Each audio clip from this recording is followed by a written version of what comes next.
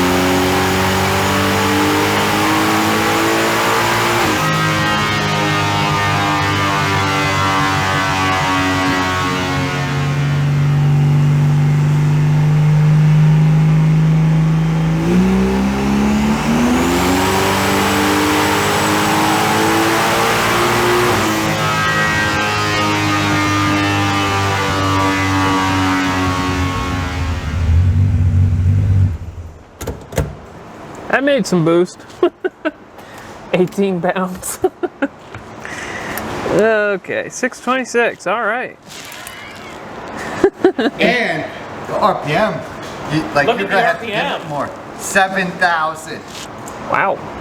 Yeah. Nice. Nice. Nice. That's a boost pushing the curve. Yeah. Yep. Big time. Yeah, it made some boost. That came alive. Mm-hmm. We'll let it sit for a little bit. Yeah. That was a pretty high horsepower. I want to. That's the most we've ever made.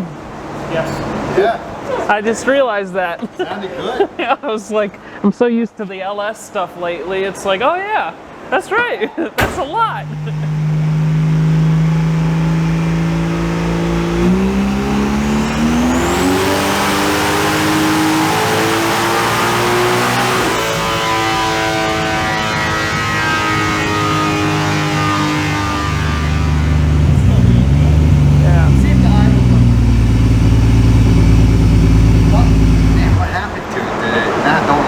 Yeah, why is it idling at 1500? Somewhere. Yeah. Did the vacuum hose pop off the bottom? Yeah, I bet that's what it is. Because I couldn't get up. I guarantee that's what it is. It's this thing. Yep, right here. Okay. It's my brake booster. The hose popped Well, off. that can't be good for horsepower. No. I couldn't get a clamp on the thing, and I just never... Moving too fast. You got a zip tie? Yeah. Thanks. Yep, that's what it is. That makes me feel better. Yeah. I thought it was broke. I keep making power, man. I know it's not even broke. 7, anything that starts with a 7, and I'm happy. As long as it's not 70.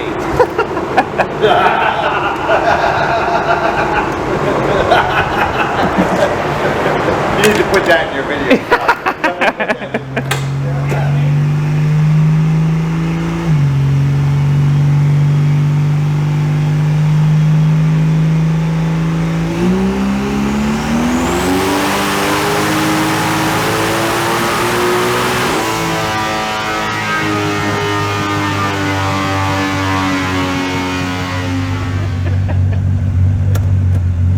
You're good, Calvin. Yep. Nice. 713 to be exact. Cool.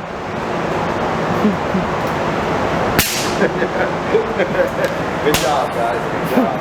I need another one. Leave him hanging. Yeah. Don't do that. Dang it, I was almost right. That sucker wouldn't have made one more. That was the end of her. That's it. That's it. It's okay. You did it. We won't do it again. At least for a little while. Just be nice. I'll be nice. I'll be nice. We need to, Put another one together, it needs more. Yeah. before this thing gets moved. Overall, today went pretty well. On our last pull, we made 713 horsepower to the wheels through an unlocked Turbo 400 and a Ford 9-inch. That's some serious power because those components are not very efficient. I know the Barra guys typically start breaking stuff around 700 wheel horsepower, so it is really neat to see that the Vortec 4200 is just as capable as a Barra. Honestly, we haven't found the limit either. So it might be even better than the Barra in stock form. Our theory with increasing the horsepower in the RPM range worked marvelously. Our power peak was at almost 7,200 RPM, and I was letting off at 7,300, so it may have actually been even higher. This thing really screams, it really sounds good. I don't know if it came across super well in the video, but it sounds great. Frankly, I'm super happy with how the engine performed. Make sure you like and subscribe, and we'll see you in the next one.